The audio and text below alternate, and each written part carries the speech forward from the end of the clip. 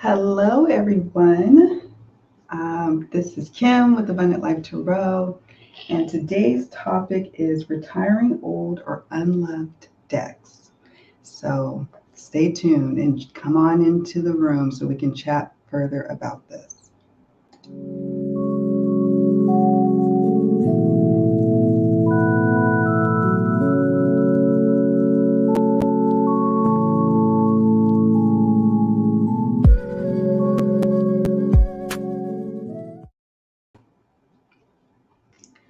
Hello, everyone. How are you? How's it going on this Thursday? Maybe for some of you, Friday already. And of course, if you're watching it on replay, who knows when it is? So, welcome. Thank you for joining me. Oh, my goodness. Please let me know if you would be so kind. Hi, Jasmine. If you would be so kind as to let me know if you can hear me and if you can see me. And the reason I say that in particular is that the storm, Fred, tropical storm now, a depression, Fred, is moving out, but there's still like some inclement weather going on. So, hi, Kelly. Thank you for joining. I'm so happy to be here again. So, y'all do me a favor. Let me know if you can hear me and see me. Oh, there's an echo? That's not good. See, this is why. Okay. Hmm. What can we do about the sound? Hi, Jen. Thank you for joining me. Okay, so sometimes there's a breakup and then there's an echo. If there's an echo, I might have to reattach my mic. So I don't know. What do I know with these tech issues? Thanks, Jasmine. Oh my goodness. You guys, you are so helpful. All right. So I don't want to get all the way into it yet until I know that this broadcast is going to make it. So yeah, I'm getting used to tropical storms, hurricanes, living in the West Coast. We had storms, but it's I was always wanting to be a meteorologist when I was growing up, like a weather gal. Like I used to follow like on TV, on the news at night.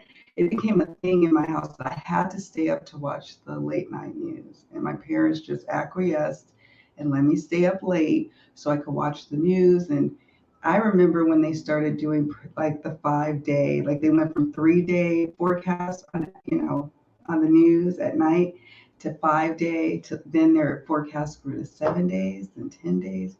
I'm a nerd. So it's been fascinating, but it's been kind of scary because I don't know what to expect. We have earthquakes and crazy forest fires in California. So what do I know? Oh, sorry. Let me turn that down. Let me do that. Oh, got all these alerts and things. Okay. Sorry about that. Okay, let's see. You hear a repeat? Okay. I wonder if I need to go out and come back in.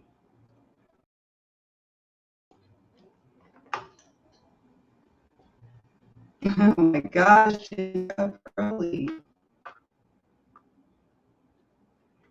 Hi, Scott. Thanks for joining. Thank you. Thank you. Thank you.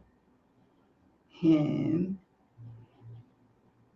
oh my goodness, Nomi. Hi. Thank you for joining. I'm so glad you guys are here. Okay. Here's the situation. Folks are telling me that it's choppy and there's an echo. So, oh my gosh. Let me see. I hate this. I was not wanting to have to reschedule this live. I wanted to do it today. Yay. Now, can you do me a favor? Do you go by Hen or Jen? Because I want to get it right. And I was like, because my sister's name is Jennifer. We call her Jen for short.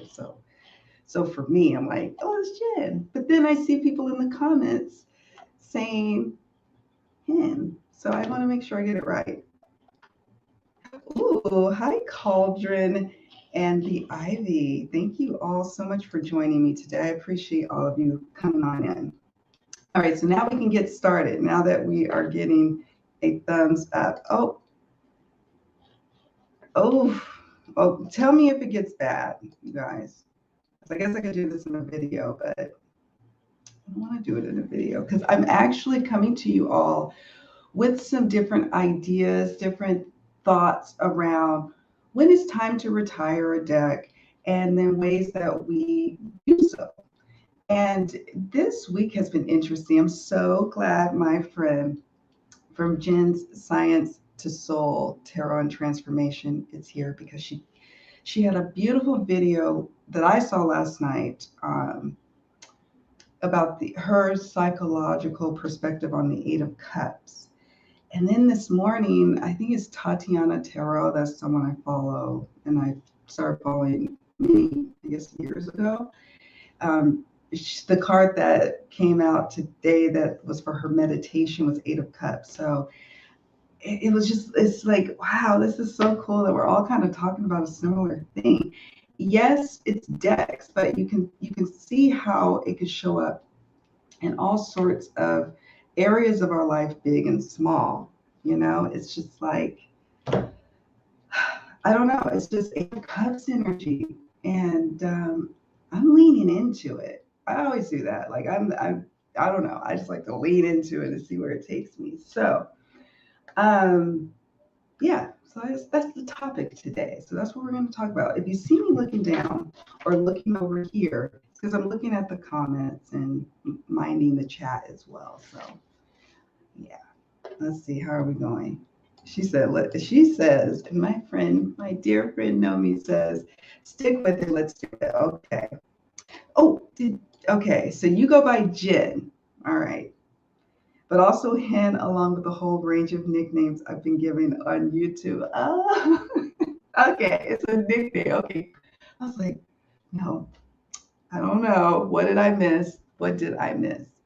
Thank you for clarifying. Okay.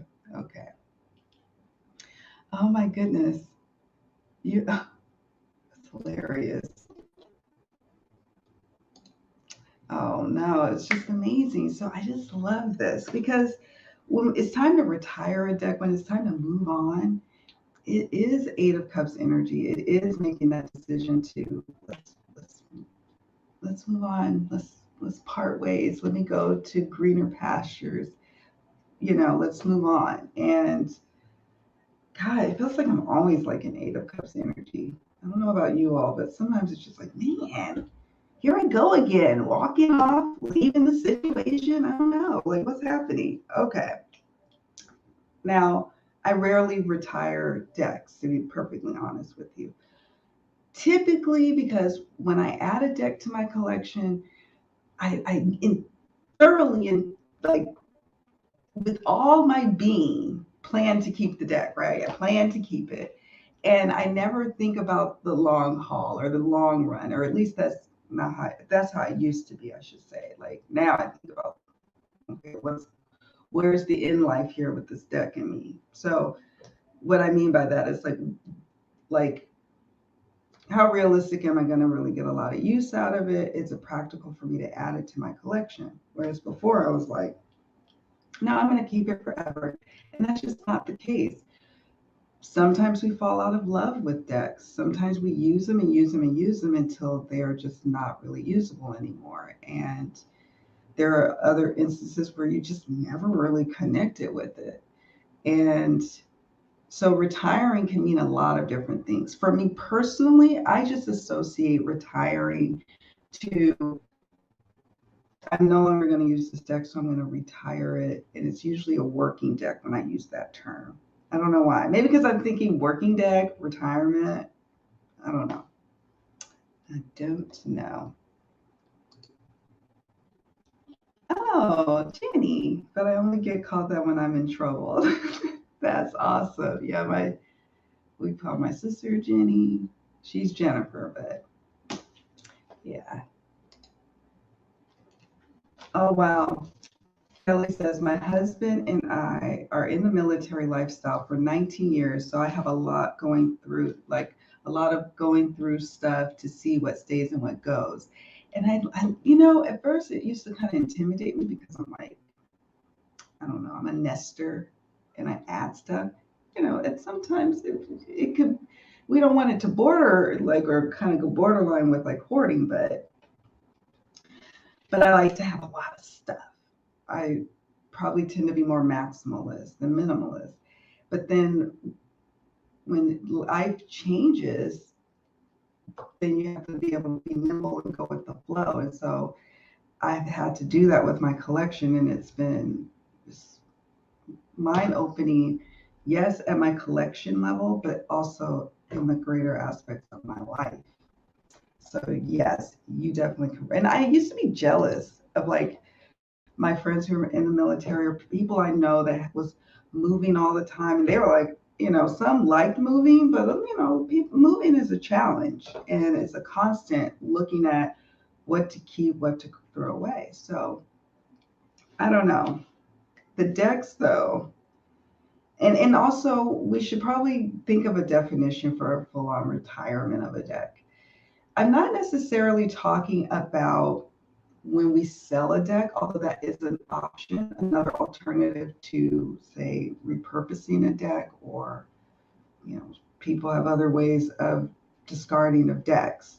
So, one option is to sell it, trade the deck, gift it, take it to like a like a Goodwill or Salvation Army and donate it. Like my libraries in California, they actually probably would receive them. They we have a nice, good hearty size metaphysical section in the libraries out in California. So there's so many different ways to give it to new homes in new hands. But then there are times when the decks are really beat up. So yeah, that's probably where I'm going to be retiring decks, to be perfectly honest.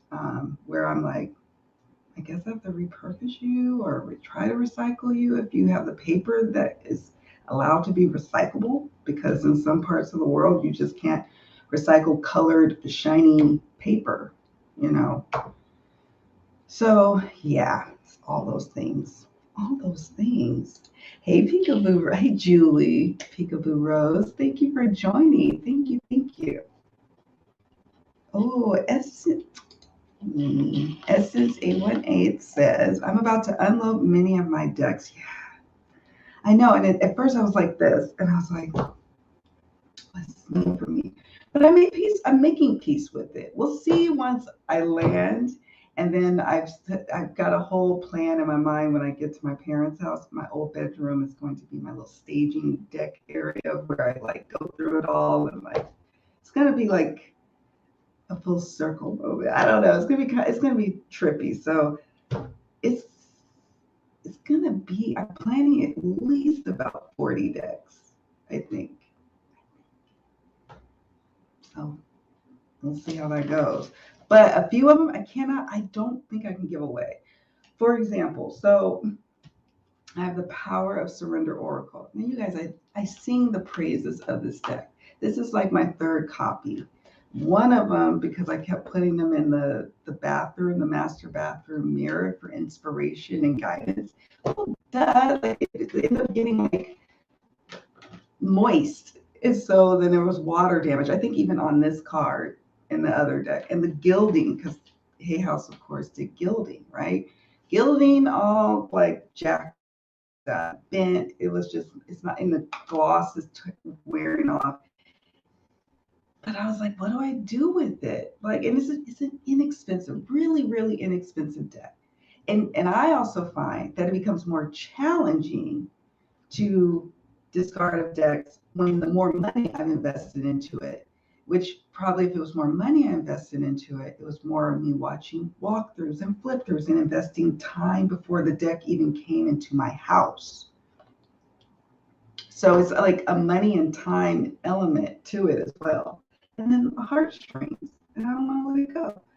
But this deck is like on sale, like $12, sometimes 10, I don't know. It's US dollars. It's really, really inexpensive. And so maybe I could use it in an art project. And maybe I could, I don't know. It's so damaged that, because I loved it and used it all the time, all the time. Um, it's not gonna fare well when, like, I've always loved the idea of sending cards after you, like, you send it to a friend, like maybe you shuffle the cards out of a tarot deck, and you just, as the cards go out, it dwindles down to 0 from 78 because you're just, divinely guided to gift that card. Well, this is an oracle deck, and yes, I could do that, but I'm not gifting my friend like a water damaged, waterlogged deck. I don't know. It's these things, little reminders and things. So yeah. Oh, let me see. Okay, I'm missing. They like ding, ding, ding. Oh, MA, welcome. Thank you for joining today, you guys. I'm so appreciative. I was like, please work. I want to talk to my peeps today. I need to talk to you guys. The struggle is real. Yes, indeed. Let's see. Uh-oh. Yeah, I have to get real about what I have, what I use, what I don't, why I don't. The why is important, right? Maybe you just like looking at it and it feels good to your soul to look at the deck. Okay, that has some value, but then maybe your life has shifted in a way where, well, that's just not going to cut it. It needs to be much more or less. Who knows, But understanding your why helps for sure. All right, let's see.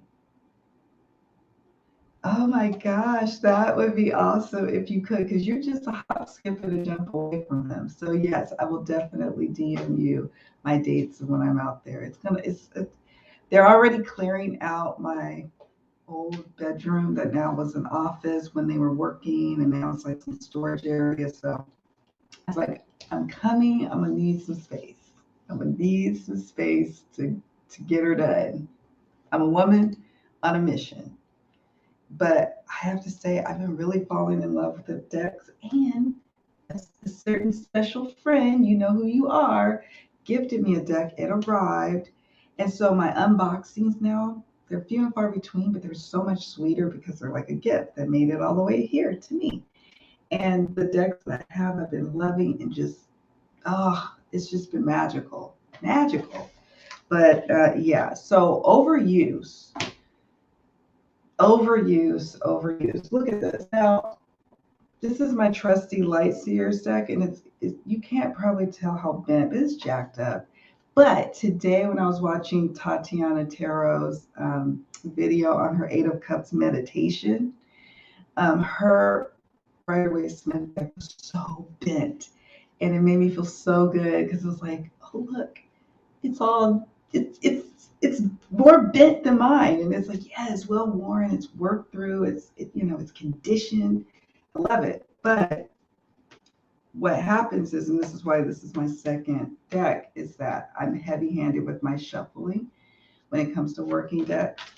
And so after a while, it becomes almost difficult for me to shuffle. And I use exclusively jumping cards for my readings, even hotline readings. I just ask that they give me a couple of extra seconds, but I use jumping cards. So the deck takes a beating. And yeah, if I can't use it, then I have to retire it. And that's just what it boils down to. And tarot is cool because you can do all sorts of little art projects, right? You could maybe use them in vision boards, or I've seen people do some creative stuff with like epoxy and like all sorts of things with old tarot decks. And I just love it. Like, where is it? Oh, there it is. So I got another hand. And like, if I was creative, I would like take like the tarot, like this is like some kind of satin polyester situation going on. But if I was talented, I would like make some kind of art, like artwork to hang with the tarot, repurpose them. But That's not going to happen over here. So I got to find another way to retire my deck. I know people like bury decks and burn them, and they really, and they say a prayer, like they consecrate it again, I suppose. I don't know, like, and they do a whole ritual. I don't know. I don't know if I'm the kind of person that could just throw away a deck either. I don't think I could just throw it away. Have I ever? I don't think I've ever thrown away a deck. That just feels wrong. I don't know. It just feels wrong because I always can find a way. Usually I gift them. People are usually very like they like receiving decks. It's such a nice little gift when I know intuitively I can gift them a deck. I don't know. Let's see. Let's see what's going on in the chat. Oh gosh, there's lots going on in the chat. Oh, yay. Okay. See, I love these little inside little moments right here. Let's see. Yeah, that's overwhelming feeling. That overwhelming feeling is not a good feeling for me. Looking at decks sitting pretty but not being used, sitting on a shelf. I feel the same way. Then I feel compelled to use them and nothing. And nothing. I know it's like it's such a different kind of relationship that I have with those decks. And actually, I'm removed from those decks. Those decks are in the States. So I haven't been using them, and I have been asking myself, do I miss them? Do I miss them? Is there any of them that I look at the list like, yeah, there is a couple. There's a couple that'll be coming back with me when I return here. But it's totally like I remember taking a deck off the shelf, and because it's pretty, because I spent a lot of money on it, like I felt obligated, like I should do a reading with her. I should try. And it just felt, didn't feel as satisfying as when I'm working with this old mass market hay house situation right here that's worn out. Or even my Smith Waite. I love that one, wherever she is on the bed right over there. So yeah.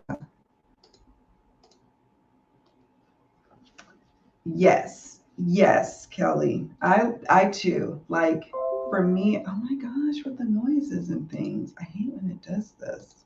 I've restarted the computer to make sure, like right before the live, trying to make sure that I do everything on my part to have the smooth live stream.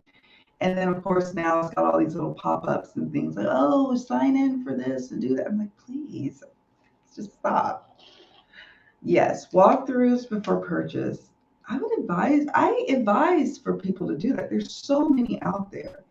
It just helps you with your decision. Now, some people got it like that where they don't even need to watch a walkthrough. I call it my courting phase of a deck. Is this going to work? Let me start by checking you out. Let me check you out. And then I check you out.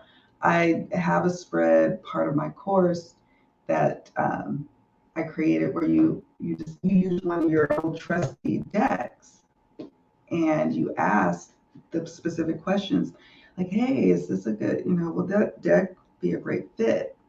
So I'm more thoughtful now, but before it was like carte blanche when I think about it. Like I was just like willy-nilly, and then there would be that guilt, or not guilt. I don't know if it's guilt is a strong word, but that feeling like I should use you. And then the readings didn't feel as bouncy and accurate and full of light like the ones where I get to know my decks. So yeah. And it's sometimes just cool. Like when you finally get to a place of like, you're not like always acquiring decks, and that will happen for collectors, many collectors, maybe not some, but many collectors, it does start to peter out. The patterns of buying start to ebb and flow over time. It's not, So if I watch a walkthrough now, I don't feel compelled to go out and buy the deck anymore, where that was not the case 1, 2, 3 years ago. Well, maybe not the deck year. But you know what I mean? Like a few years ago, like I was just like, oh yeah, I want that one. I want that one. I want that one. all the decks. So there's that. Mm.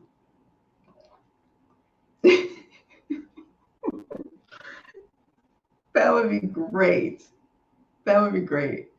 I know part of me was like, I could just like get me a little Airbnb somewhere, like really cute and quaint somewhere while I'm out there in California, Northern California. And then I could do the whole project of my deck situation there. But the decks are already at my parents' house, so I think you should. I think you should pop up. I think that would be great. When I was a teenager, that's why I said it's full circle moment for me, because when I was a teenager, that was my precious parents' life. Like friends would pop up on Thanksgiving. They'd be like, "Ding dong, we would prefer to have Thanksgiving dinner with you guys, with Kim and her family," and my parents would usher them on in. So yeah, it wouldn't be too far. It'd be full circle moments, at least for myself and my parents. They'd be like, "Oh gosh, here she go." Oh, did I hate when I hit the little, oh my gosh. Hold on. Oh gosh. I like all these people coming in. If you've just now joined us, hello, Meadowlark, like Meadowlark Mystic. Hi, how are you? How are you doing? Thank you for joining. So, for those who are just joining, we're talking about retiring decks and all the like little considerations and when it's time. Like, how do you know when it's time to retire a deck? So I'm just like going through these comments here. I got lost. Okay. Let me go down here as you guys chat.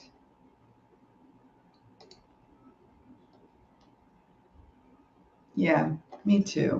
It feels good. And like some of my friends will let me know, or people, not strangers or who I like if I donated a deck, but if I known someone to have given them a deck and then they let me know, like, oh, this is, I'm really learning the cards. It might be an oracle deck or a tarot deck, or it might be both. I might give them like a little set. And they're like, I am just enjoying doing readings for myself. This is great. And so it's good. It feels good because otherwise they would have just been sitting on my shelf. And some people like want to see shelves and shelves full of decks. And I thought I was one of those people, but it turns out I'm not. And that's okay. And maybe that will change. I don't know. But I like what I have now. Because you see this right here? That little shelf thing. At the bottom is all the decks that I have here. And then there's the rest in the state. And even with that, I can't find my dark moon damsel oracle. Or is it damsel moon? I keep switching the damsel and the moon. But I published a unboxing that I did back in 2019 with that deck. And I know it's here. I brought it. It's here. I can't find it. And that's what just it being just in there. I'm like, what? I don't want that life anymore. I want to know where they are and I want to use them. And I do like a lot of decks in terms of my personal reading style. So my personal reading style is such that I like to like treat it like a 5-course meal, if you will. And I like tarot is the main course and oracles to kind of intersperse in the reading. So I like to have quite a few to choose from. Plus I get bored, so I get bored. I would like to change things up. I don't need like 250. That's just not going to make me nimble. Not going to. So our friend Renee is in the house. Oh, wait, hold on. Some decks make it to my friend category and they stay like old books, but some just don't. Yeah, I know what you mean by friend category too. And it's like, if you're not in the friend category, if you're not who I'm consulting on the regular, then I don't know. What are we doing here? What's the relationship here?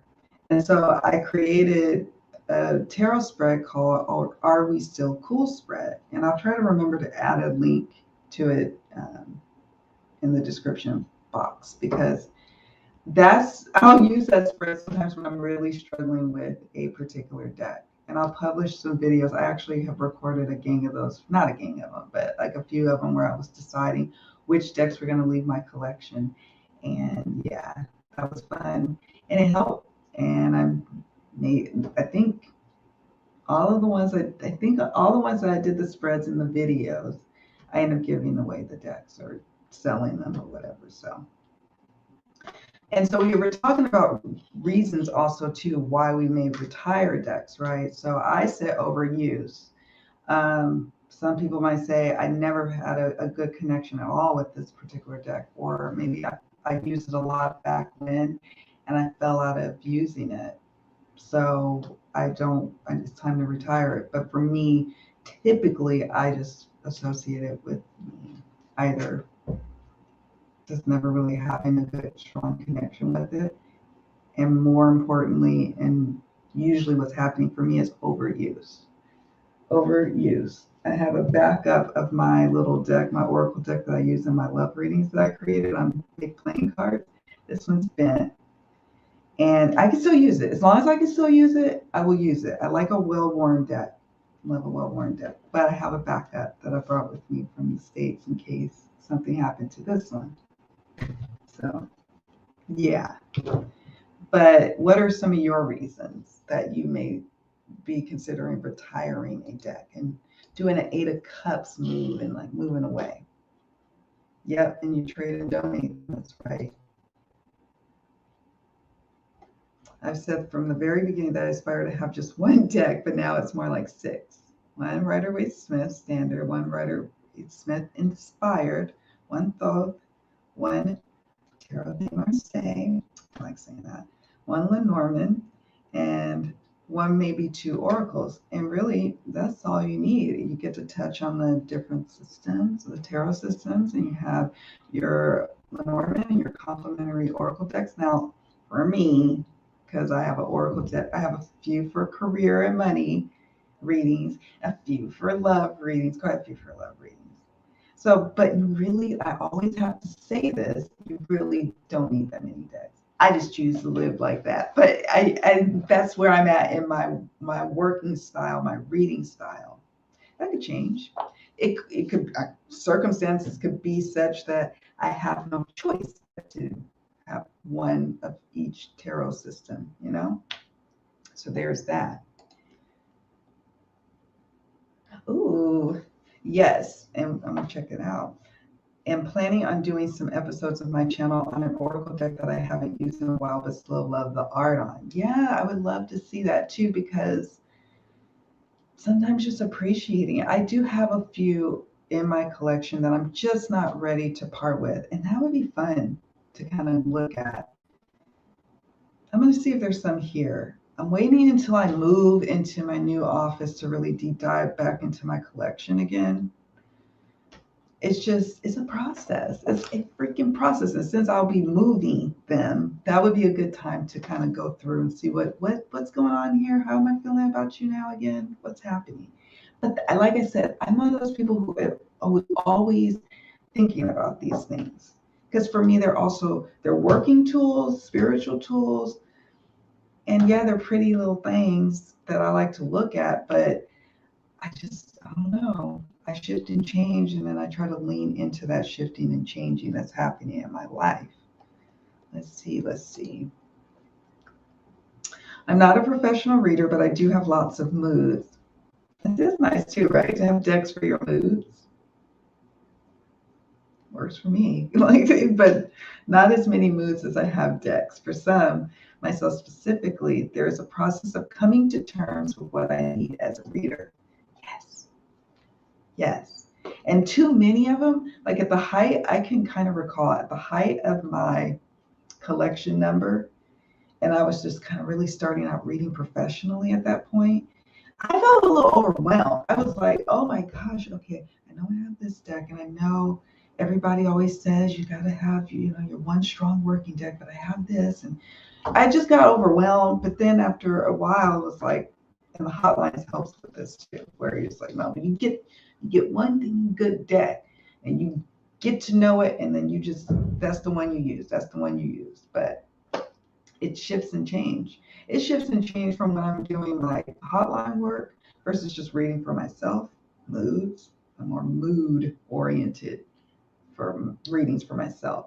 And then readings for the ones who come through my Etsy shop or through my website, I it's a totally different vibe of the kind of decks that I'll use for those readings. So it's, you know, maybe once I'm not doing hotlines, or maybe I'm not really, my business slows down. I don't know. Like that could change. Things could change.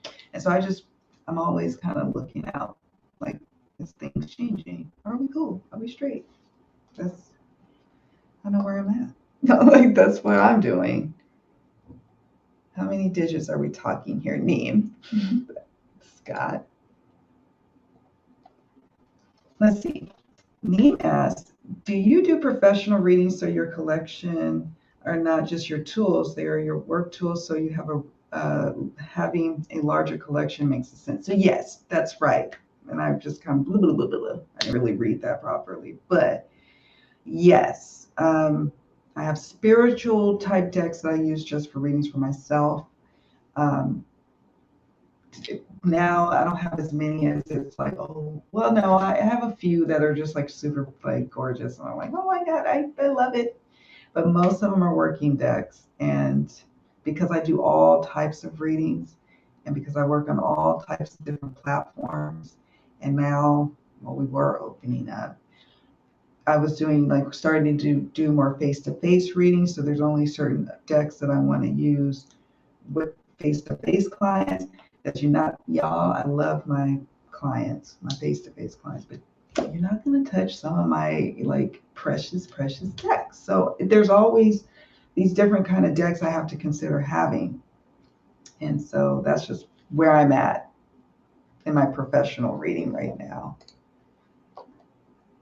Yes, that's right. We do have to figure out a number that feels good to us, right? Bouncy readings. You know what I'm saying? Where even if it was talking about something like kind of like shadowy and sad, but it's just like like the messages are just pinging, like it's just flowing and it's just bouncy. Or like if it's a bouncy one that's like sun energy and you're feeling great, optimistic, but nevertheless it's got a rhythm, a beat, like we're working in concert with each other. I don't know. And I know they're just pieces of paper, and that's why people will probably laugh, like, who cares? Throw the decks away. I'm like, oh, we can't just throw them away. Yes, they are just pieces of paper with, pretty illustrations on them, but I could never, and I just can't. And I don't know, I was pondering, like, would I burn them? I don't know. And bury them? I don't know about that either. Let me see. Death year broke the frenzy for me. Yes, my death year did too. And I'm grateful for it. My death year was in 2020. Was it also your death year too? 2020? And it did break the frenzy. And I needed that. It was getting to the point where I would like, if I couldn't sleep at night, I would be like, what would I be doing? I'd be on my phone, scrolling through, looking for what's the latest and greatest about to come out so I can buy it and get the rush of having a new deck come in. But then I did the death year, and that just changed so much. Because the video that I put out the other day, the releasing and letting go video, was recorded May 11, 2019.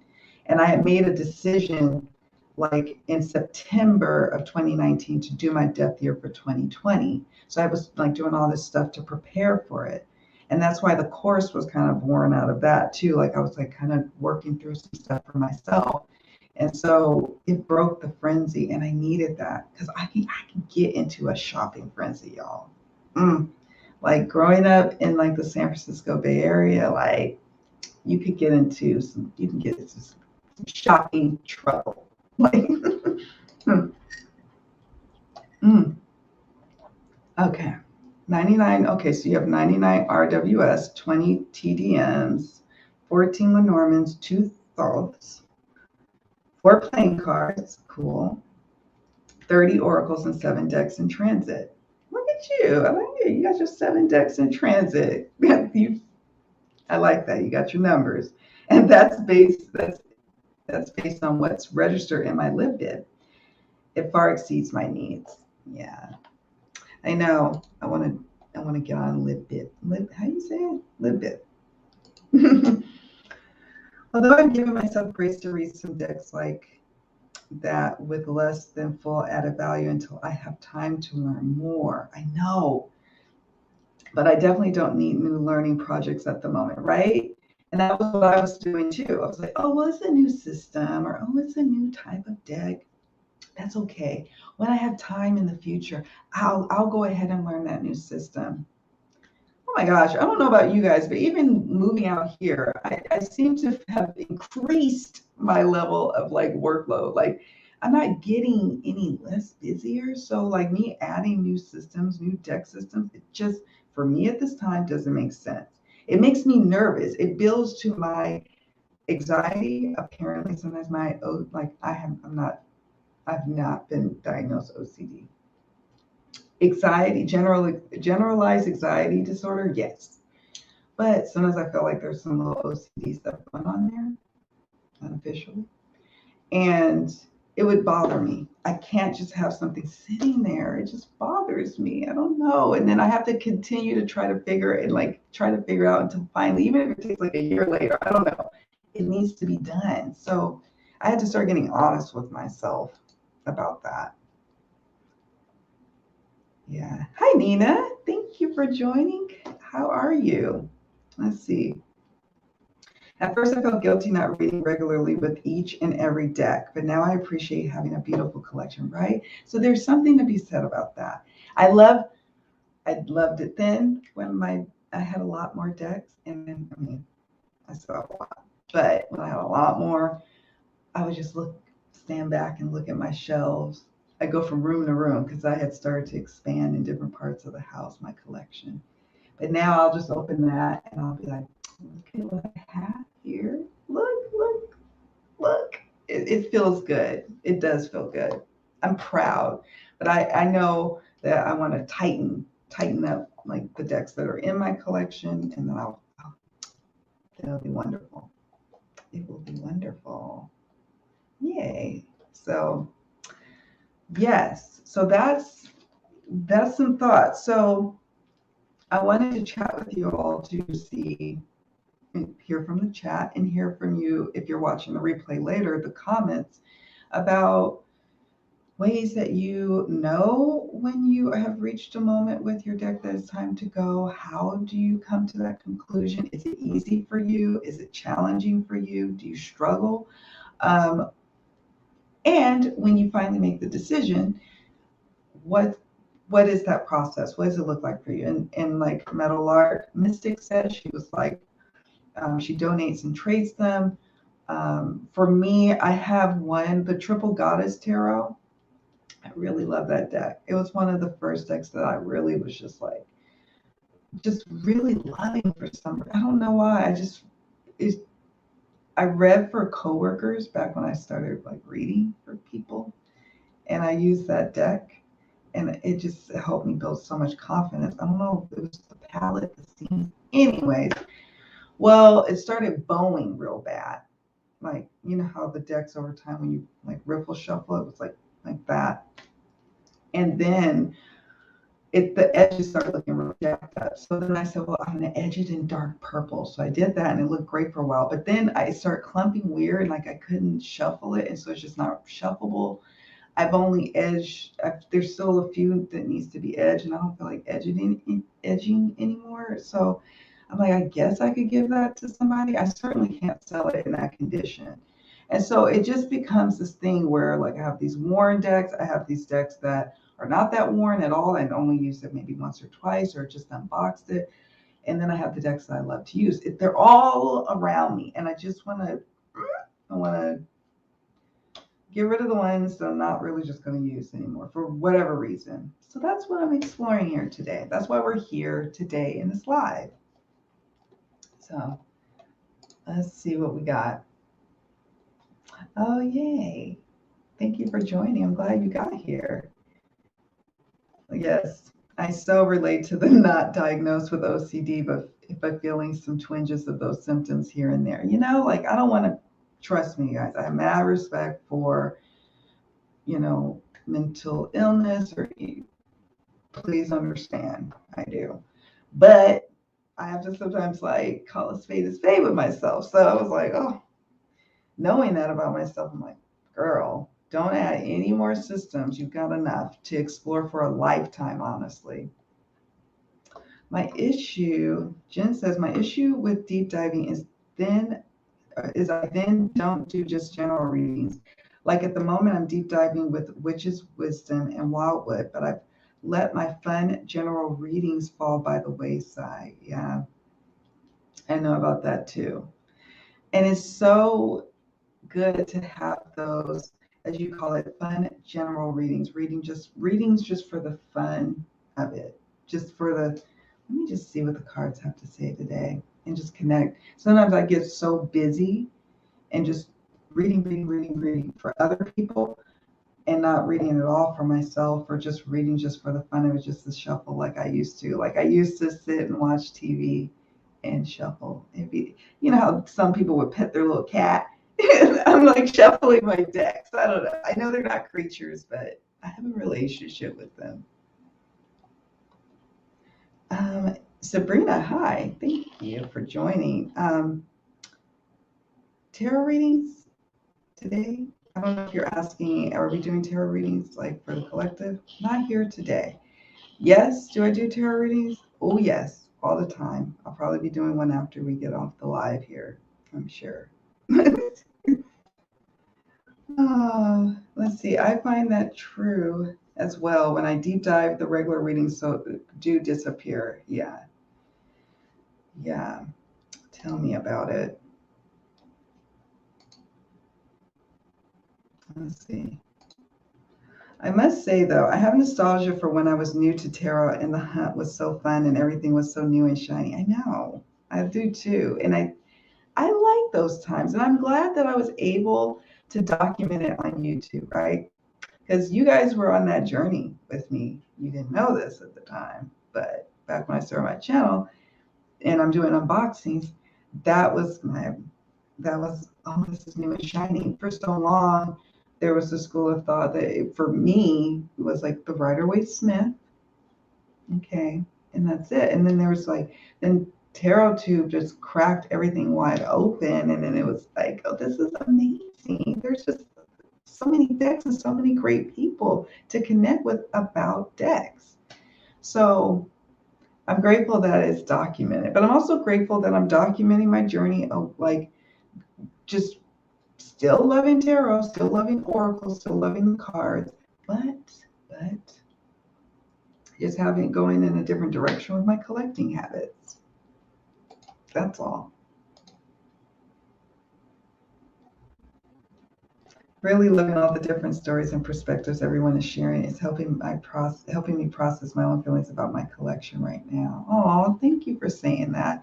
I know this is not like, and I didn't want it to be like, oh, get rid of your deck. No, this was about like retiring. Because seriously, I had this question like, so is there any other things I should be considering, especially the ones that are like, that are really beat up? Do I really believe deeply that they are like these like almost living things that I need to bury? I don't know. And you all know how where I'm at. I talk about it all the time about with my collection. You guys know, but I just want to give people a space to talk about the collecting part of our journey. Some people don't want to hear about it, though. They don't want to talk about it. They don't want to hear about it. And I completely understand where they're at. I'm just going to talk about it because that's where I'm at over here.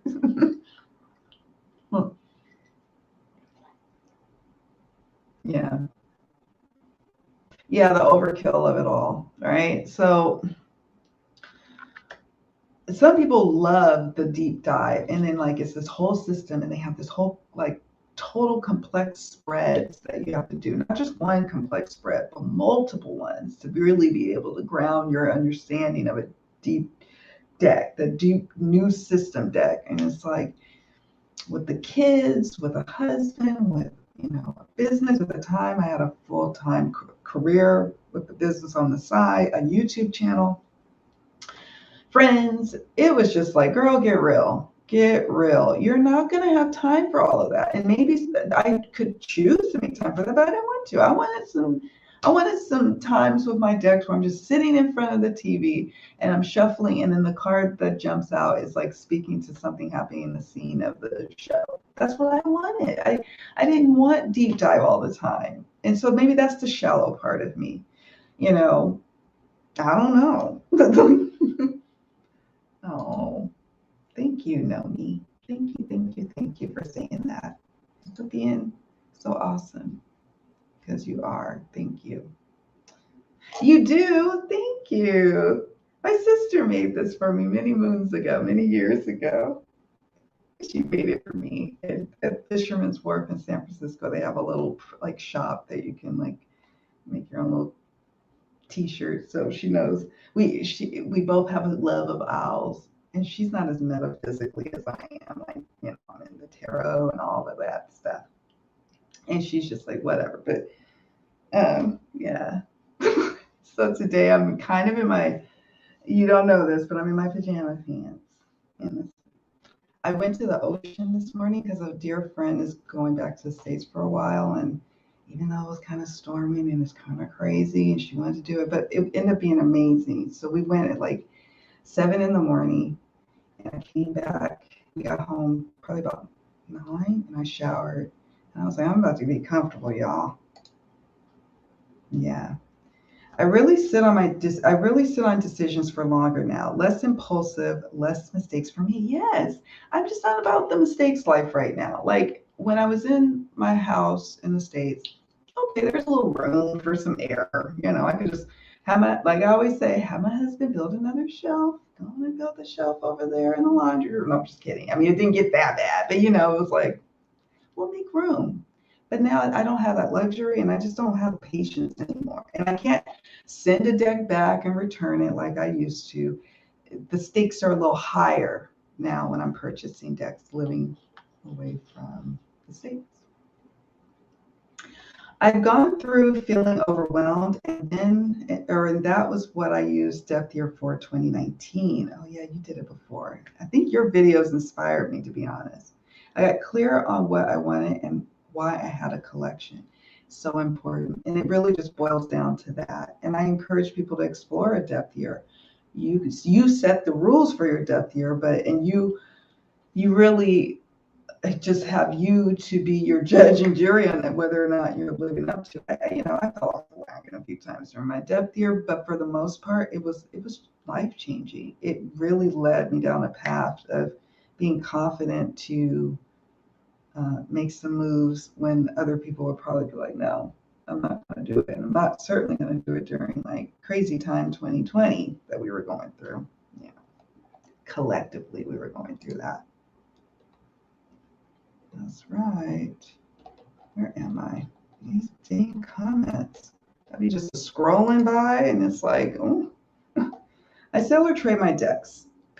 And if the decks have been sitting for 1 to 2 years after I've used them for quite some time, then I'll re-cleanse them and recharge and rebond with them. Yeah, and sometimes to have a little distance with them is all you need. And I've had those moments happen where I hadn't used the deck in months, maybe even a year.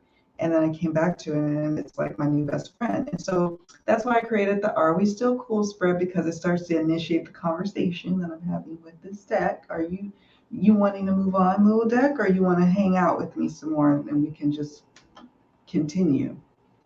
So that's what I do there. Oh, thank you, Nina. I appreciate that.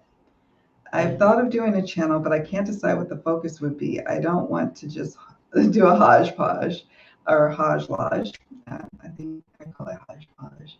But I get it. And you should do a channel. Like, I have to tell you, like, it's been kind of I think because maybe the world was opening up, like the video content output from folks has kind of gone down. And I'm like, hello, I don't have cable. I want to see some new content. It's purely selfish for me. But I always encourage people, give it a try.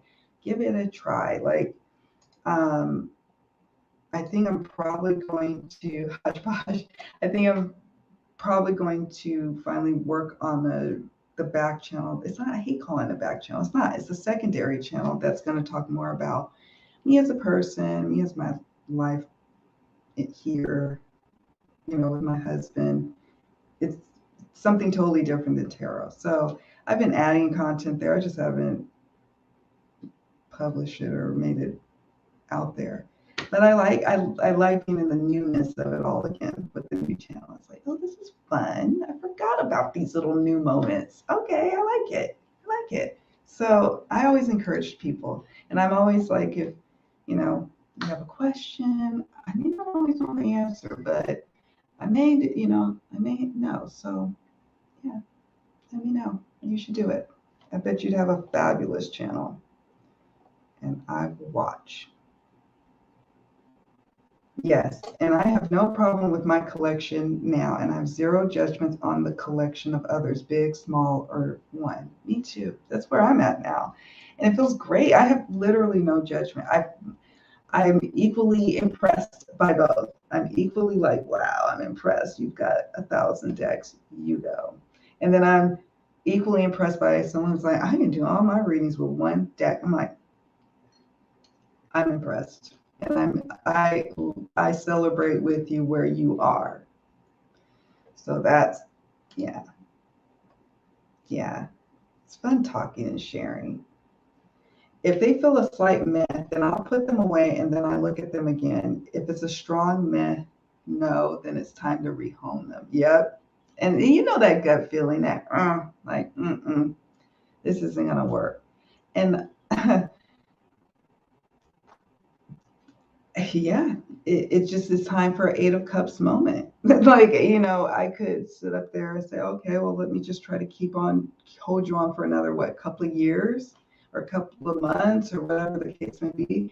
And if I still feel that, that's a sure sign for me. But I guess it also could be, I don't like to also do just case by case with my decks. I kind of like to have some ground rules going in. And that's just how I operate because it makes it easier for me when it's decision time versus like, well, individual. But I also am intuitive. So I'm like, I still feel meh. And then I'll try to do a reading. I'll try to do a reading with that deck to push through. And then it's still meh. It's just, you just know. So it's gonna be fun. It's gonna be interesting. I keep telling myself it's gonna be fun. I'm gonna learn a lot. I'm gonna gift decks away when I go and deal with the last leg of my project of culling my collection by within 2 countries. It's like, wow, this is craziness. Yeah, and you could do a hodgepodge. Like she said, you could totally do a hodgepodge channel. Or if you want to, and do a reading.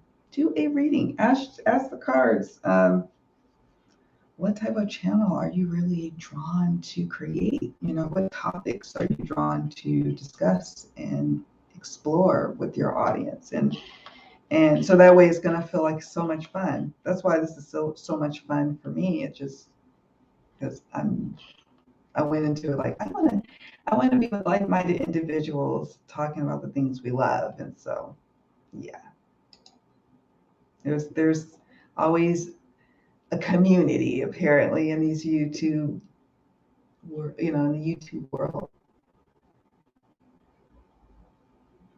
Yeah, isn't it funny when that happens? It's like, oh, you hate that deck? And I'm like, but I love it. And I love that we have that. And that was something that affirmed for me, right? It affirmed for me that there's something for everyone. Everybody's on a different journey. Everybody has a different need, a different desire, a different taste, so we're so individualistic. And I get tickled like, oh, you don't like that deck. Okay. You just don't know how good it is. Or I'm like, Oh, here we go again. They like that deck. They're going gaga over that deck. I don't see what they see in that deck. If I'm to be real. Yeah. Thank you. Yeah. I could care less how many decks someone else has. I love hearing people discuss both sides of the coin. When done without judgment, for sure, right? Like that's it. We're all adults here. We can talk about it because really, like if you just think about it, it's like nothing to take personal. Everybody is on their individual journey, going through their own individual spiritual journeys, even, right? We're all moving through life as best we know how. So there should not be judgment, in my opinion. Yeah. Yep. It is so personal. It really is. Thank you, Emmy. Oh, Emmy, Shellfish Tarot. I like Shellfish Tarot. I like that. That doesn't sound shallow at all. It sounds fun. Joy is important. It is like, and I'm not saying you can't derive joy from those, like, those. I'm trying to think of some tarot deck or some system where you're like, oh, I don't know if I have another lifetime to give to learning this. I don't know. And I'm not necessarily just jumping in for joy. I want to have a deep dive, but some things I'm just like, not today. Today I had a deep dive in life 101. I just want to sit and just see what the messages are with the cards. That's it. That's it. Yes, and winking it is fun. And seeing what feels right. What feels when you sit in front of the chair, or if you're out moving about, maybe you know, I just sit all the time for you guys. Sorry, I could be moving and shaking, but winging it is also a fun process when you're creating video content. Let's see. Neem says that's why I told Scott it's not who has more decks, it's whether your collection meets your needs or overwhelms you. No judgment from me except of me. Oh, use that. That's a good one. Yeah. I like that. You guys are so awesome. And you're helping me out here too. So you should have, let's see. I like to sit on decisions too now. And I have my cooling off period with the deck. And then after that cooling off period, I'm like, how do I feel? Do I still want to back that deck on Kickstarter? Do I still want to purchase it? How do I feel? And then usually the moment has passed. But there was a time I didn't give myself a cooling off period. That was those times when I was like, oh my God, it was a rough day at work. I can barely sleep at night. I know I got to go and deal with some mess tomorrow at work. But, I wake up in the middle of the night and next thing I know, I'm purchasing a deck. That did not feel good to me. And I have to be real about it. Like, even if just one person can relate, then that's just one person who can relate. I don't really care how many people who don't relate. If one or two people are feeling how I'm feeling, then I'm like, this is good to be open and honest about where I am. I'm grateful for where I am. It was a journey to get here. I'm happy. I like leaning into my Eight of Cups moments now, big and small. Small being like a collection, right? I mean, first world issues, but you know what I mean? Not to get on a soapbox or anything, but that's it. Yeah. I like a hodgepodge. And sometimes you do yourself a favor by like niches are great for your content creation because it helps you to just like know what kind of content you want to create. But hodgepodge and like having more general interests is broader, so you'll have a broader audience to reach out to and grow a bigger channel. It just depends on what you want to do with that. Oh my gosh, where's my other channel? I haven't published it yet. I'm going to let you guys know when it finally is. I have videos from when I was in SAC and leaving and coming here, and it's all there. I am documenting it for the most part, but I go back and forth because it is such a personal part, and I do share a lot over here, a lot. I just be and I go back and forth like, do I want to do this? Do I want to share? Is this something that people are even interested in? You know, I don't know. I don't know. So it's yeah. I promise you, I will share the name as soon as it goes up. And I did a reading on it, and I got a yes fall time. Like I got a yes fall time for when to finally put it out. Yeah, you guys gotta do channels. First of all, the old heads are getting tired, and so we need new content creators to watch, fresh new ideas to see. I love all the videos that are coming out, by the way. I just, because like I said, I don't have cable, I'm just watching y'all on YouTube. Yeah. You guys are awesome. I'm looking to see. Yeah. Another good reason to have a bunch of decks. Maybe I should try to start one too. Yeah, you should. I vote for that. You're gonna get my vote. B? B? Oh, B. Thank you for joining. Thank you. I'm happy you are here. Yes. We love your energy. I am so happy you're here. You had a cool unboxing this week. You guys gotta check out Kelly Sunflower. Um, I don't know. I'm not allowed to cuss on live. I could wear a shirt that has a curse word. It's not a curse word. It's actually, I don't know. Anyways, I love that deck. I got to go back and leave a comment. Yeah, let me see. Yes, that's right. What's up, Kelly Bear? How are you doing? Thank you for joining. I'm so happy you guys are here. We're just sitting up here talking about decks, retiring them. Um, like, when does that come up for us? What does that look like for us?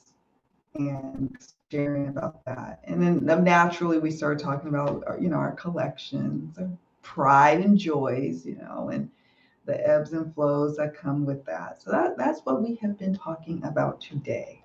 That's what, yes. This live makes me want to do Con Marie process of my collection. Oh my gosh, does it bring you joy? I haven't watched all of the Netflix series. I need to. You know why I haven't? Because it's shadow for me. Like when I got rid of all my stuff in my 4-bedroom house and all the stuff I had and I wasn't using, they hit me in my face like. So I want to watch her, but I'm like, I don't know. And obviously, I don't have all that stuff anymore, but I don't know. It was a lot of stuff, and it made me sad. All the things that we sold and got rid of that we did not use. But does it bring you joy? There's other questions you guys put in the comments below. With the Con Marie process, it's really good actually.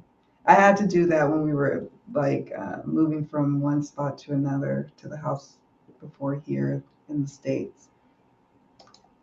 Similar process. It's one thing to not like the deck for whatever personal reason, but to hate the deck is like, really, really, you're gonna go there? Why? Yeah, like I'm assuming we're still talking about when when we have a difference of opinion about decks, like you hate the deck, I love the deck, or vice versa. I don't think there is any deck I strongly hate. There's one, but I don't know. I don't think there's many decks I strongly hate or that I wouldn't start like it was sitting on the table. I'm like, I'm gonna start shuffling it. Like there's hate is such a strong word for me, but some people like get really upset about decks. Like you'll see like in Facebook groups, like larger Facebook groups, like tarot focus groups, and you're like, it's not that serious. It's really not. Oh, it was funny when I had to eat humble pie with the light seers. Julie. That's yes. I don't know. Y'all know from the start, I was singing the praises of the light seers. Now, it's still, you know what? People are also passionate about that one. They do not like it. There is an anti-light seers club out there. And I'm like, okay, it's, taste to each his own, but they get passionate about it. I'm like, all right, let me see. See, I never bonded with it. I gifted it. Sorry, everyone who was. I love that deck, but you know what? And I know it. There's some people, but see, there's no hate. There's literally sometimes people are like, I can't stand it. And they've never even owned the deck. They've never even owned it to arrive to their conclusion that they can't stand the deck. I'm like, okay.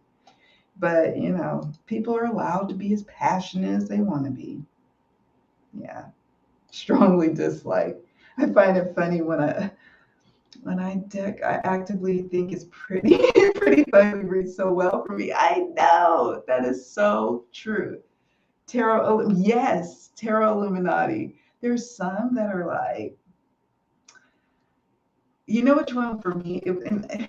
No, I feel bad saying it's not. It's just not in my normal taste. But for me, it was the Gilded Tarot because it was so photo realist. It was so not what I gravitate towards now. Some people really think it's a gorgeous deck.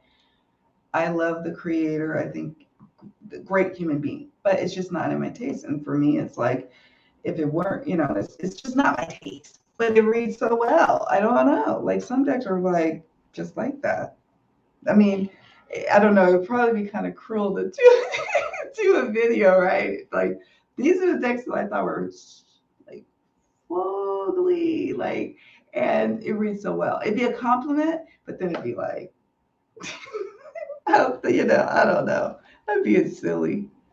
Oh, I'm being silly. Oh, Project Refine Life. Hey, how are you? Let's see. Everyone was crazy over the mooch. Oh, that's another one. That's another one. That's touchy, touchy. Also, it's cousin or sister, the star child. That's another one where people are very, on two sides of it, and they get, a little crazy over it. Let's see. Learn my lesson. Everyone was crazy over the Moonchild Tarot. It didn't really agree with me initially, but despite my better judgment, I went ahead and ordered it. But it just collects dust. Oh, I know. And see, I love how you like so real admitted that, and we all have those. I actually really like the Moonchild. I'll be honest, I don't always use it, but that is because, and this is going to sound strange to people who don't understand tarot people, but it only seems to like me reading for my husband with it. Isn't that strange? It was like near one Valentine's Day or something like that. I'm like, let's do a reading for our love, blah blah blah. I don't normally celebrate Valentine's like that for myself, because my birthday is February 10th, and that is the priority here. But the I was before I did the reading for him and thereafter, the readings I was doing for myself were just not working out. And I'm not going to use that deck to read for clients. It's too large to shuffle all the time, and the thick cardstock and the soft petally, what is it, finish? It just I can't use that practically. It's like it's designer cards, if you will. But I kept getting weird readings for myself that just didn't resonate, didn't make sense. I would journal, and I'm like, oh, okay, that kind of makes sense. And then one day I'm like, oh, let's do a reading. So we did a reading, and I did the reading for my husband, and the messages just sung. And he even looked at some of the images, and the moon child, like it's kind of model as kind of what do they call it, hipster like. It's very like it's totally not, it wouldn't be his style if he was a reader. He's not a reader, but he was even able to pick up on meanings that were coming up. He was like, well, let me try. And so then he tried to read the cards or whatever. And yeah, it reads well for him. So for that, I have a little nostalgic value with this. So sometimes like he'd like, do a reading for me. I'll pull out the Moonchild, and it's so weird. And I don't normally, well, the Bohemian Gothic is one that works well with, like I've talked about in the past, for my oldest son. When I do readings for him, he wants that deck. He wants me to read with that deck. But other than that, I don't use specific decks for specific people except for those instances. I don't know. Don't know. I feel like my body is vibrating now, wanting to get that done. Unfortunately, I have to finish some other messy projects first, but I'm now excited to do it versus I really should. Yeah, not sure. Hold on. Where am I in these comments though?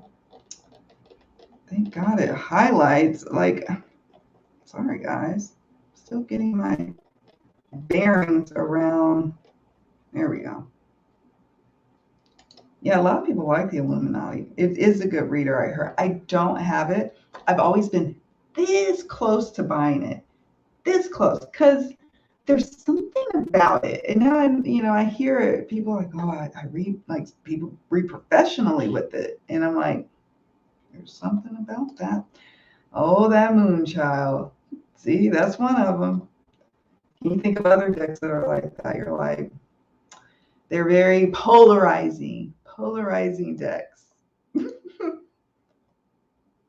Yeah, see, it's not for everybody. It's for me. Like, I'm fully invested into the Light Seers decks situation. Fully invested. I lovingly call that deck visual vomit. That's probably what holds me back from getting it. Like, it's just, but that's also sometimes what's fun about reading certain cards that have a lot of things going on visually. Because if you're patient with yourself and you've got a patient querent or client, you can like pick up on different little symbols and things going on that speak to the situation. So it can work in readings. I don't let it does look like visual vomit, if I'm to be honest, but that wouldn't necessarily deter me. That was me with the True Black. See, that's that too is another polarizing one. I don't have a True Black one, by the way. The True Black Tarot. It's gorgeous though, from what I've seen. Don't believe the hype. Don't believe that I trust myself. High price but valuable lesson. And some people really love it, right? And then some people are like, don't believe the hype. That's the truth. I drew over the Pippish cards with no people. I'm going through a phase. And I remember some of my friends who love Pip decks told me, they were like, I could see you loving it. I'm like, I don't know. I like visuals. But I have been, over the years, dipping my toe into Pippish decks. And the Antique Anatomy, I know there's some little illustrations, but it's like, I just love it. That's probably a polarizing one too, I'm sure. But the Pips allows for, and I remember people telling me this, it allows for you're able to draw down astrological references, numerological references. You can tell a story and not be tied to the image if you're reading for a client, video or face to face. It's just, Pips are cool. I didn't always feel that way though. I had to be a convert. I found that I love Danielle Noel's artwork, which prompted me to purchase both tarot and both oracle decks. Then I did not feel connected to any of those decks. Strange how that happens. I know, gorgeous artwork. And probably one of the situations for me, like, I'm not going to get probably any more of those decks. I'll just appreciate it from afar on Instagram. But the Moonchild, like I said, I have a special little nostalgic connection to it for now. And it's gorgeous. All of the decks that I've seen that's related to said decks are gorgeous. Gorgeous production. But I'm all into decks I can use. The thinner the card stock so I can ripple, the better. But I don't know. Mm-hmm. Yeah, big decks are a problem for wee hands. And I don't I don't have wee hands. I don't have little hands, right? But I like to ripple shuffle, I like to overhand, and large, awkward shaped square, like like it just doesn't work. And then they're falling all over the place. And I'm like, I want to look professional. You know, it's one thing to have one little fumble of cards every now and then, but it has to be working. It has to be a deck I can work with. Visual vomit. That's our go-to little phrase for the live today. Oh, hey Michelle. Hey Michelle M. I like to collect decks for the artwork. There have been times I knew as soon as I opened a deck that I wish I hadn't ordered it. Yeah, I rehome those. Fortunately, that doesn't happen much anymore. And isn't that great? Our tastes start to evolve, it starts to become sharper.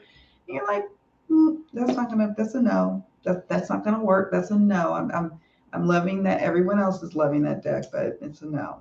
And I love when that happens for me now.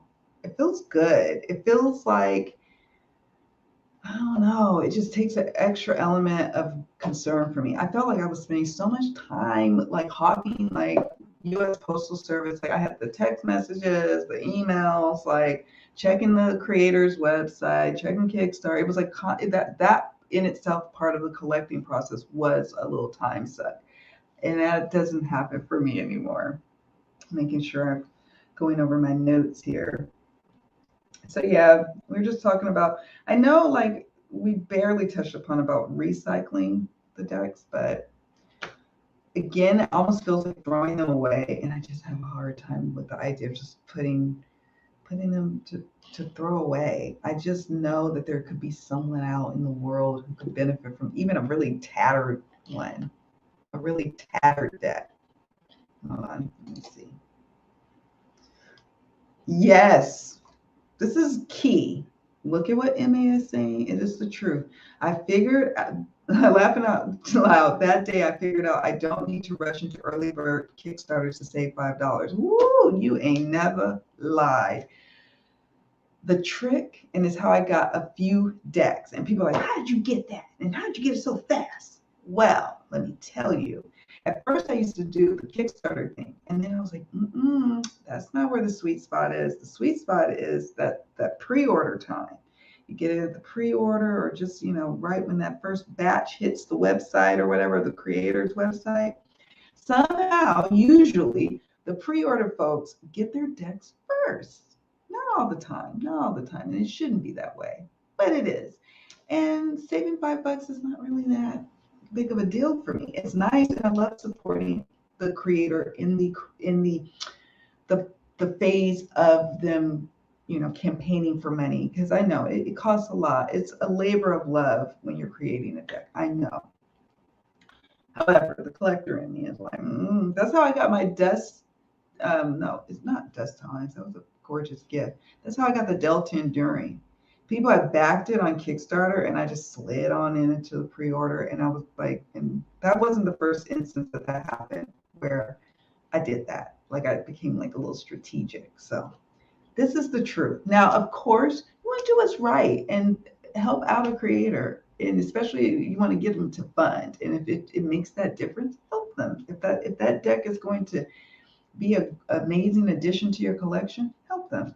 Now what I do is I just support, I do like the little pledge where you're just supporting a no deck or something like that, because I love the peoples and I want to see their project come into life, but can't do the backing thing. I have a strategy. No. When I was collecting, oh, do you have examples? Oh yeah, pip decks are my fave these days. Yes, share. Pip decks that you're loving, because I'm curious too. Yeah, it is. I enjoy tarot for reading and art collection. Yes, and you are a beautiful artist, by the way. I love the artwork you're creating. I'm hoping to get a piece when I go back to the States so I can bring it back in my suitcase in December. No, I got a plan. But yes, it's my way of collecting art. And it's something that my husband was like wholeheartedly for. He was like, well, it's your little pieces of art. You have art. It's like a stamp collection. I'm like, it sure is. And so, yeah, it is. It's a beautiful collection of art. I've tried practicing the size shuffle, but just can't seem to get the hang of it. Shuffling for wee hands, and even for regular size hands, because I have such small wrists, sometimes I get tendonitis pain. There was a time when I was typing all the time for my day job, plus doing readings at night. I was starting to get carpal tunnel and tendonitis in my wrists and stuff, with shuffling all the time. I couldn't get no peace after a while. So I was like, what's got to give? What's got to give? Well, apparently the day job. Isn't it funny how we can adore the artwork for a deck and yet not connect with it at all? I know. And it's like, and then what do we do with those decks? Do we just go ahead and keep them, or do we pass them on? Some of us just pass them on, some of us keep them. But I probably have a couple that are in my collection just purely for appreciation of the art. That's right. Like, yes, some amazing artists to be found in Tarot. Really is. I love her Pippish cards and wish the whole deck was like them. Oh. Yeah, I hear what you mean. That's No People Moonchild would be a win for me. No People Moonchild. Oh, No People. Yeah, the little like cosmic scenery. What is it, like galactic? I don't know. You know me, out of this world. It's amazing. My sun sign is air, so I find it beautiful. The people, like some people just really are not digging the people at all in that deck. And I can understand why. But then, I don't know, it's beautiful, but I can't use it regularly. True Black for me is a beautiful for table art. Yes.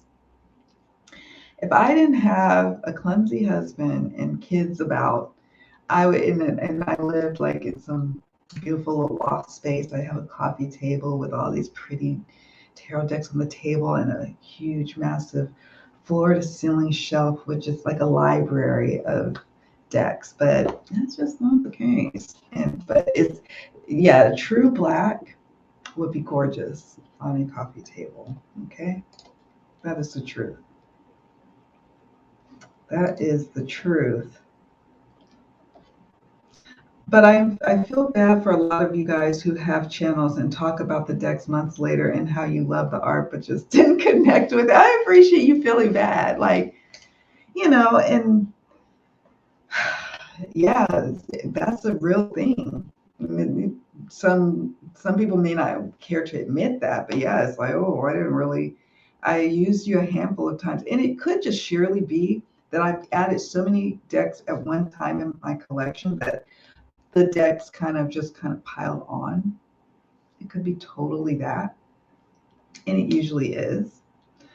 And then I fall in love. More often than not, I fall in love with the deck and working with it, but there are times when it's me and they got to go. And for a while, I was just getting all the decks. And then I was like, wait a minute, am I connecting with it? Am I even liking it? Did I even really like this artwork? What was going on when I got this? What was happening here in my mind? Like, what was going on? And so now I just am more discerning and having to get more creative about the type of content that I bring to you guys, because it's going to be a lot of unboxings. You're going to see, I have to also mention this, you're going to see from my old, I call it the vault of videos I recorded back. I think I even have one from 2018.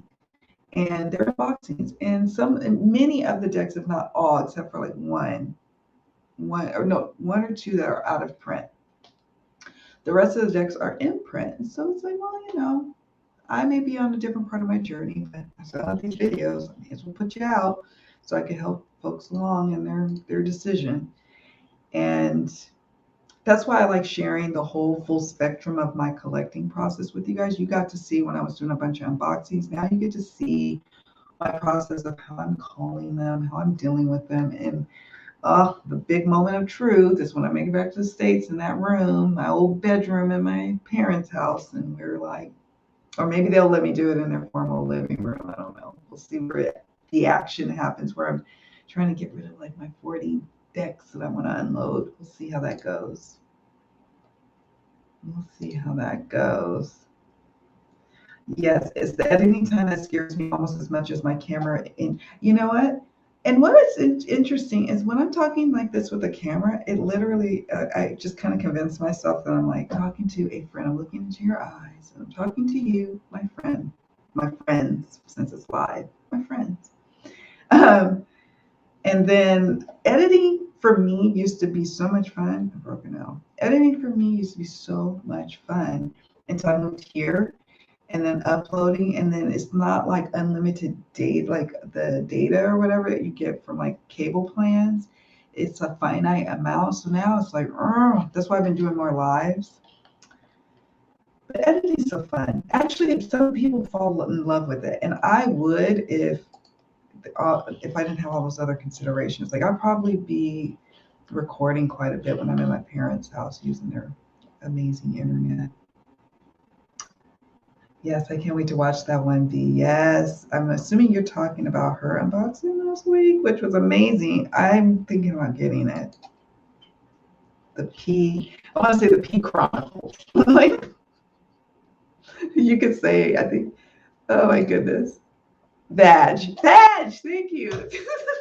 That works. Oh, yes, you're not too bad. This is so much fun, you guys. I would be looking at the screen at the channel and be like, oh man, that sucks.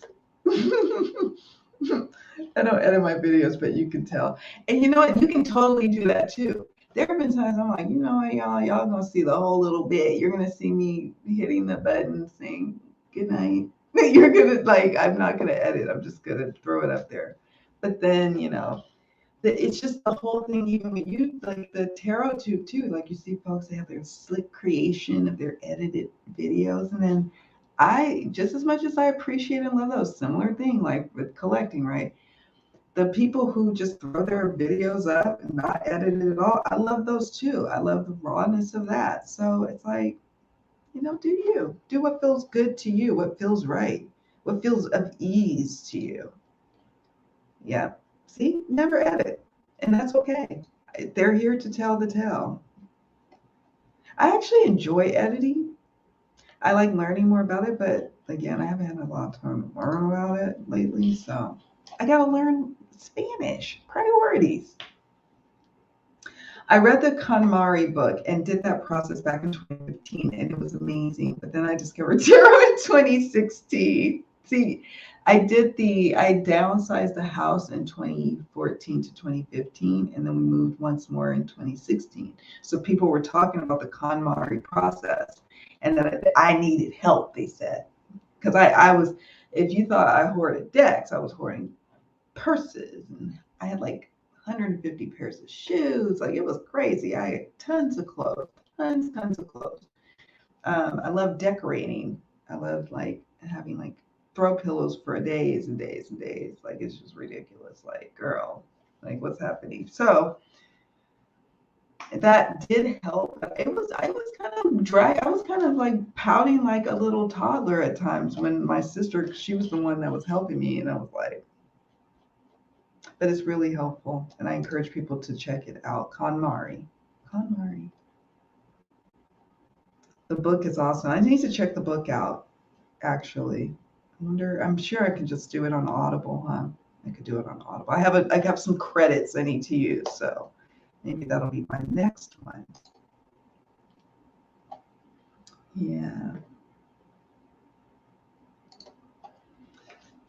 Marie Kondo isn't the only one to recommend this, and that's true. I think I was looking at something else at the time, but it was similar. It was similar. Oh, there we go. There we go. She's not the only one to recommend this, but it's the remove everything and only put back what you want to keep. That helped me most, besides the idea of sparking joy. I keep thinking of the one that sparks joy. The problem with that, see, that's the problem. That's why you need the whole piece of this. Because if it just sparks joy, well, everything sparks joy in the moments, So you got to have some other parameters. I'm great with decluttering, except when it comes to my tarot room. I love all my decks and things in there too much. And that's okay too. It's okay to love all those things. That's how I plan to be. Oh my God. Already my husband's like, this is a big office space, I could just have a corner. No, you cannot have a corner. This is devoted to reading and tarot and magic and me connecting with my people who love the same. You're just not you're gonna feel left out when you're in the office in the corner over there. I can't believe he said that. He's like, it's so big. Like, do you really need a whole office? He's like, yes, I do. I feel like my whole life I dealt with cubicles. Granted, it's your little space in an office building, but it's not an office. What an office? I couldn't believe him. I mean, I could. I probably would do the same. I'm the one that's being a little diva-esque. Like, I need a whole room, but I do. I do. Because where else am I going to put my decks need to breathe too. This little shelf here is not cutting it. They need to breathe because I can't always use them.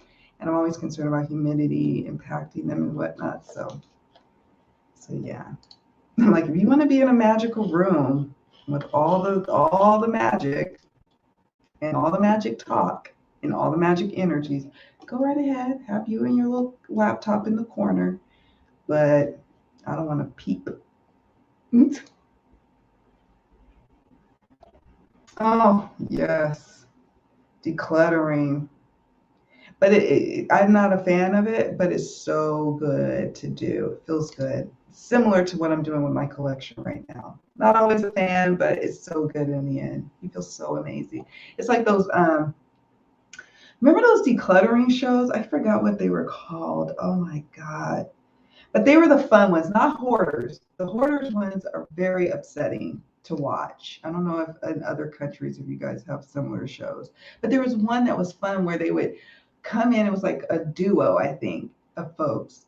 There was like a couple. I don't think they were a couple, but they would go into people's houses each week and they would help. They would be like, okay, this room is a hot mess. This room over here is a mess.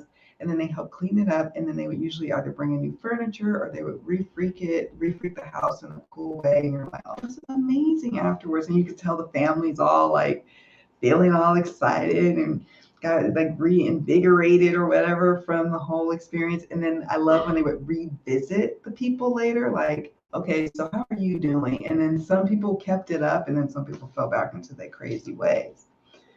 So yeah. Let's see. I know. I need a declutterer already. Let's see. There's one deck that I absolutely would not keep. It had to go. But someone in the community suggested that I may be reacting to sacred geometry, and that helped me understand the why.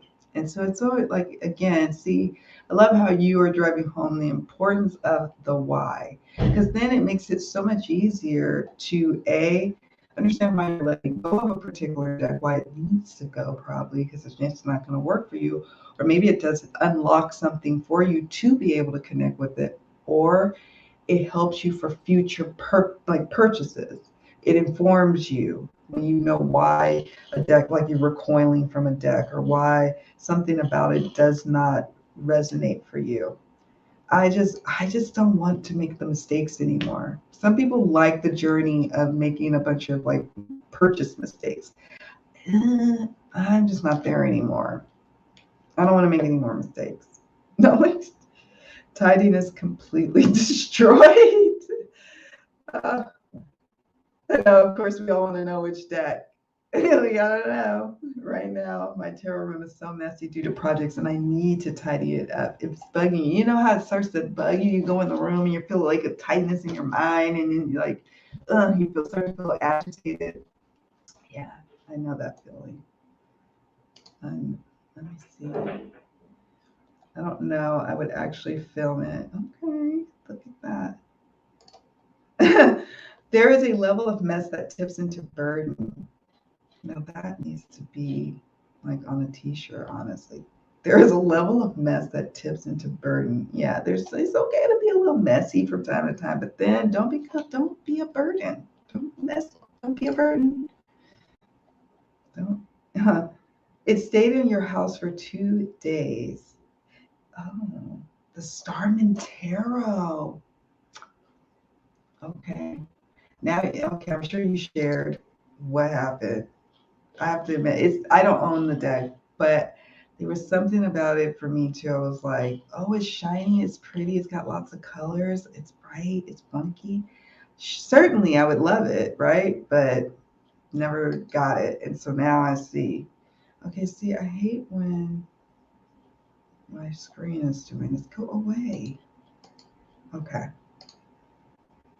For me, it was the Pagan Ways Tarot. That deck has some terribly goofy images, but it gave the best readings. Oh, that's hilarious. I don't know the Pagan Ways. I'm going to Google that one. I don't have the light seers, and it's just because there's so much hype that I feel if I purchase it, we will fall flat. Beautiful art and a great take on the Rider-Waite Smith. Isn't that something though? About there might be so much hype. Can I admit that that's how I felt about the Fountain Tarot? And I do like it and appreciate the aesthetic of it, and to some degree, the Wild Unknown. I know. Like people love those decks, and I just like, but I fell into the hype. One was gifted to me, and one I purchased. So the one that I purchased, I fell right into the hype. And another one, I was grateful it was gifted, but I was like, oh man. And the Wild Unknown, I actually had some decent readings with it, but I was just not. No, no, it just we never had that magic. I realized I was talking about the Star Child. Oh, yes. There's the Star Child and then the Moon Child, and they're all from the same creator. So, it's definitely not a deck for everyone. There is definitely a following for the Starman. Was it?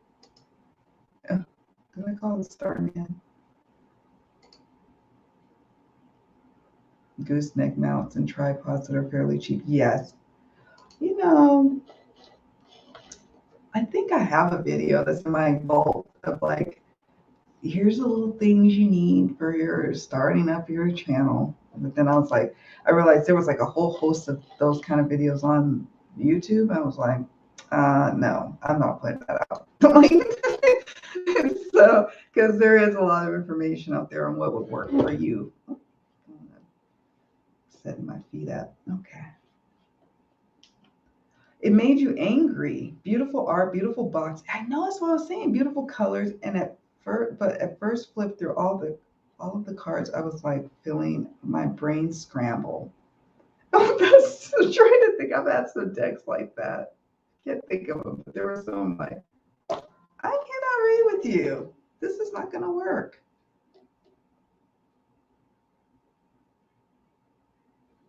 Yeah, I found 5 more decks I bought. Oh, yikes. Yeah. Oh, thank you for the shout out for the Facebook group. Yes, we talk about these things over there, and we're going to be talking more about it because I'm going to be resuming. You know how I was doing my little Zoom discussions on some of the lessons from the free course. So we'll be resuming that. We'll be moving on to lesson 6. So I'll probably be scheduling that sometime next week. I think next week. I'll schedule it next week for the following week. But I love this discussion because it is so much fun to just share with people about what's going on with our collection and where are we at, having honest conversations about it, seeing where we're in, and laughing and joking and having that knowingness that only tarot collectors would have with one another. So it's just fun. This is great. I'm like, did I cover everything? Let's see. We all mentioned donating or gifting. One thing I did want to touch upon was when so the unboxing that I did this week was the Dark Moon Damsel Oracle, where a creator retired her deck, where she was like, I'm not publishing this anymore. And she actually made a declarative statement, like, I'm retiring this. That was the word. Because when I Googled retiring decks, this came up and I was like, oh yeah, I own this deck. I love this deck. And I remember her saying that she had moved on. She had an Eight of Cups moment and she's in a better place now and she just doesn't want to ever go back to it. And she's retiring the deck, even though people really wanted it. And I was like, wow, even creators retire their decks. And they're like, no, we're not printing anymore. And I'm like, why? But for their own personal reasons. And so all this energy of Eight of Cups, this theme of Eight of Cups energy this week was so on me. I planned this live last week, and so what I've been doing is taking some of my old content that I have from way back in the vault, and then complementing it with a live or current up-to-date videos to kind of say, okay, this is where we're at now. And so it's interesting that we're all kind of like on a similar vibe this week. I just love that. I love how in sync we are. And so I'm going to put up some different links of videos in the description for us. The spread links I got to add. I did a series back, I think in 2019, late 2019, Divine Discontentment, where I created a tarot spread. And this speaks more, not so much about collecting, but just when you start to feel that meh, and you start to feel like, I don't know which direction I'm going or what's going on. I just feel a general unease and I'm not quite sure. And I'm just not at peace. And so I put that there because that speaks on a more grander scale in our life. But then there's like this, which is the smaller scale, at least for me, at least in my eyes. And so I'll put some resources in the description box. I've already started putting stuff there before this live started. So yeah, it's nicely colored Marseille. Ooh. Ooh, let's see. If it was just cosmic and no people, I might like those decks better too. Cosmic, yeah. Cosmic would be far out and gorgeous and just like, all right, my dear. So yeah, we're gonna wrap up. Thank you, Meadowlark Mystic, for taking time to join us. But I have held you guys up. Is there any last questions? Any last comments you want to say before we wrap up for today? Thank you for hanging with me this long. This is a lot, but I hope that we've discussed some things. Like I said, we didn't talk about sacred removal or like how do we consecrate and what do we say when it's time to get rid of a deck, because that's not my approach necessarily. I'm very practical when it comes to that. Can I repurpose the deck? Can I reuse it in some form or fashion? The one that's wet, that's got the water damage, I may just still use them as my little mirror, my in the bathroom affirmation cards, my power of surrender deck that's water damage. I may find, there may still be life there. And when it's time for it to go, I'll maybe donate it, I will gift it. If it's in good condition, I'll sell them or trade them. Burying them, probably not. Burning them, no. And probably not going to be doing some goodbyes like practice. But of course, I'm always interested if you guys have ideas, whether you do your own videos about what do you do when you say goodbye to a deck. Do you have this whole ritual process? I don't. I don't see me having a ritual process, but I am like also weird in the sense that I can't throw it away either. Oh yes, the screen that made it all the way here. I ordered it on Amazon, but you can order it like if you Google tarot screen, like or room divider, it'll pop up. So I got it because I'm living in a small temporary space right now. So I got the screen to help me feel magical, like to have a magical moment, even though I'm in the bedroom. And yeah, like it's nothing. I wish it was some glorious tale, but no, that's basically it. And I love the screen. It'll be a part of my office in my new space once we get there. Yes. Bye, Renee. Yes, yes, yes. Let's see. Yes, we're not going to stay on too much longer. You guys were amazing. I want to thank you all so much for joining. Yes, he was denied space in the tarot room. And you know what? He'll just have to figure out something else because I need all that space. I've made some sacrifices to get here. So that's the least he could do is give me one room. I mean, it might be asking a lot.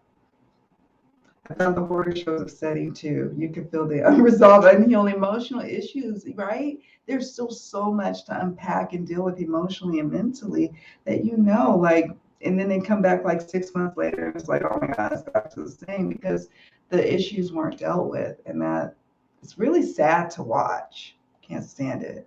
And they do exploit them.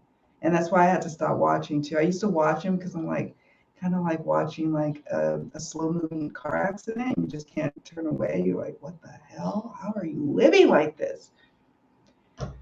Not judging, just like really in awe. Like, and I'm like thinking, could I turn into that? Am I the tarot cat lady? What's happening here? Like, could I be that? But the exploitation is just not right. It's not right. So, yeah, they got to work on their issues. Oops. Yeah. Yeah.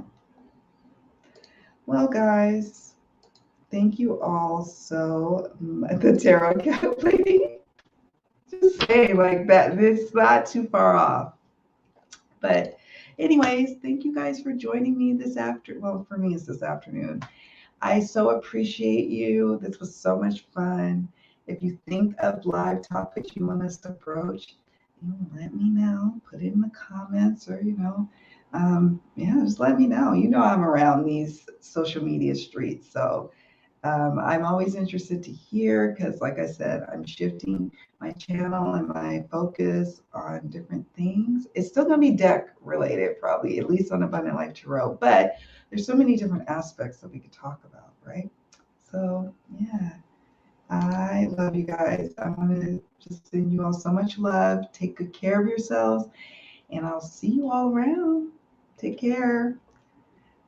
Bye.